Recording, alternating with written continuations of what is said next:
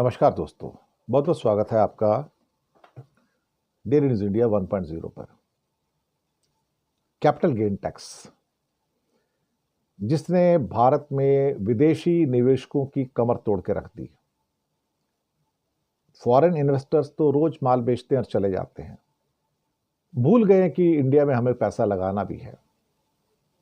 एक ऐसा फ्रिक्शन, एक ऐसा क्या कहते हैं कि प्रोविजन भारत सरकार के द्वारा जो 2024 में लाया गया था कि शॉर्ट टर्म कैपिटल गेन 20% कर दिया और लॉन्ग टर्म कैपिटल गेन 12.5% कर दिया। अब जो भी बंदा बाहर से आएगा और भारत में आके कुछ इन्वेस्ट करेगा, फॉरेन इन्वेस्टर जो है, वो क्या सोचेगा कि मुझे कुछ पैसे मिलेंगे, यहाँ से मुझे कुछ पैसे मिलेंगे, मैं कमाऊंगा और कमा के फिर उस पैसे को मैं वापस से डॉलर में कन्वर्ट करके यहाँ से ले जाऊंगा। लेकिन हमने कुछ ऐसा किया कि जिसको कह सकते हैं कि अपने पैरों पे कुल्हाड़ी मार ली साहब। जब ये प्रोविजन आया था तभी पता लग गया था कि भाई ये फॉरेन इन्वेस्टर को मार देगा, और जब से प्रोविजन आया तब से फॉरेनर्स हिंदुस्तान छोड़ के जाना शुरू हो गए साहब। अब सिस्टम क्या है मैं आपको बताता हूं।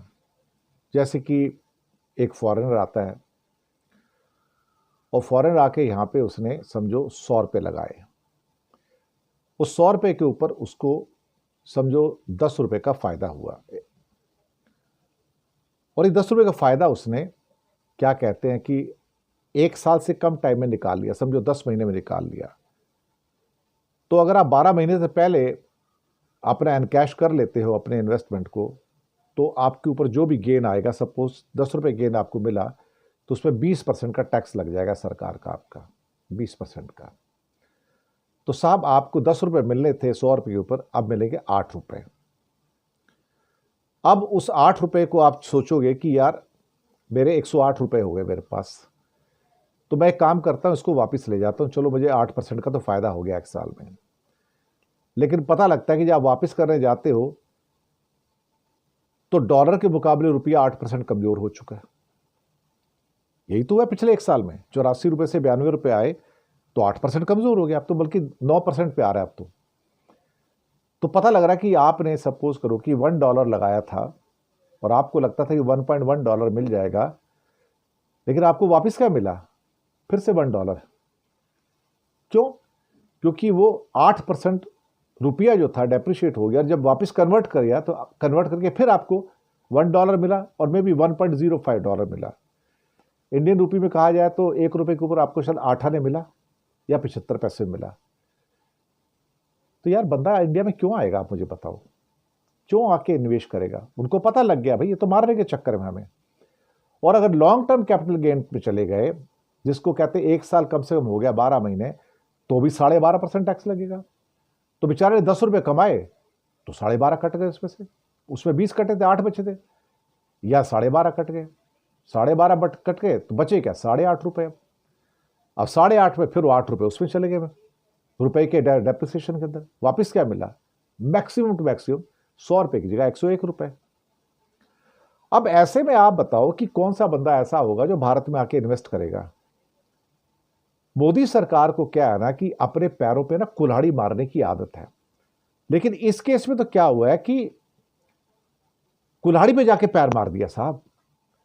फॉरेन इन्वेस्टर जो हैं वो हमेशा ये सोच के आते हैं कि यहां से पैसा मिलेगा और वापस लेके जाएंगे, लेकिन इनके टैक्सेस ने और साथ में ऊपर से सो कॉल्ड जिसे क्या कहते हैं कि रुपए की कमजोरी ने फॉरेन इन्वेस्टर को कह दिया कि India is not a country where we should invest. Actually मैं आपको बताऊं कि इंडिया के जो उद्योगपति, इसके ऊपर मैंने स्टोरी किया है, इंडिया के जो उद्योगपति हैं उन्होंने 2023-24 के अंदर $14 बिलियन फॉरेन में इन्वेस्ट किए।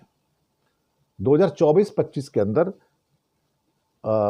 2023-24 में $14 बिलियन इन्वेस्ट किए। 2024-25 के अंदर जो लास्ट गुजर गया उसमें $24 बिलियन इन्वेस्ट किए, और पहले 5 महीनों के अंदर इस साल जो 2025-26 है उसमें 10-11 बिलियन डॉलर अब्रॉड में इन्वेस्ट किए।